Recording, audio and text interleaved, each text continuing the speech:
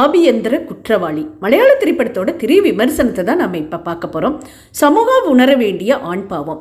எல்லா ஆண்களும் நல்லவர்கள் இல்லை என்று நான் சொல்லவில்லை. அதே போல எல்லா பெண்களும் நல்லவர்கள் இல்லை.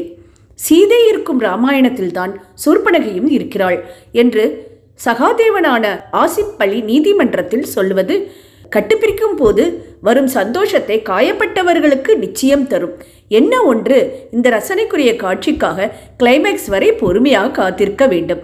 இதில் சூர்பனகையாக சகாதேவனின் மனைவி தன் கனவை நிறைவேற்ற கணவனின் கனவை கொளுத்த துணியும் அரக்க குணம் அவளுக்கு. இக்குணத்தை நீதிமன்றத்தில் நிர்வாணமாக்கி ஆண்களின் துயரத்தை தன் வழியே சகாதேவன் அழுத்தமாய் சொல்லும் கதை. என்ன விதமான சட்டப்பிரிவு இது என பெண்களுக்கு பாதுகாப்பு தரும் 498A பிரிவை நோக்கி சகாதேவன் வீசும் கேள்விகளுக்கு திரைக்கதையில் நீதிமன்றம் பதில் சொல்ல முடியாமல் தவிப்பது நாம் கடந்து வந்த உண்மை செய்திகளை நினைவூட்டி மறு ஆய்வு செய்ய சொல்கிறது.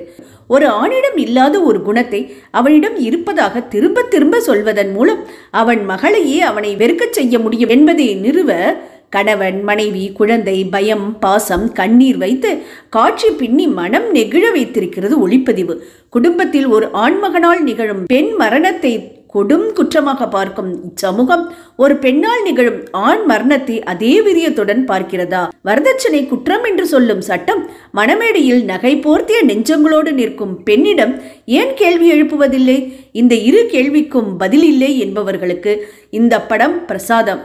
இதுதான் பதில் என எதையாவது துப்புவோருக்கு குப்பை. ஆக ஆண்கள் ஜாக்கிரதை எனும் பெண்களும், பெண்கள் பாவம் எனும் ஆண்களும் பார்க்க வேண்டிய படம்.